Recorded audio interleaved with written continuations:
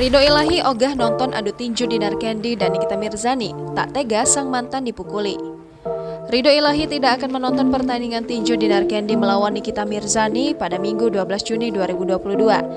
Dinar Candy tidak mempersoalkan meski Ridho Ilahi tidak hadir melihat aksinya bertarung di atas ring tinju. Saat ini Dinar Candy dan Ridho Ilahi dikabarkan sudah mengakhiri kisah cintanya. Meski sudah putus, Dinar Candy yang kini berusia 29 tahun itu tetap membuka hatinya jika Ridho Ilahi ingin mengajaknya balikan lagi. Sejauh ini, Dinar Candy masih menolak menjelaskan masalah yang membuat kisah cintanya dengan Ridho Ilahi berakhir dan memutuskan berpisah.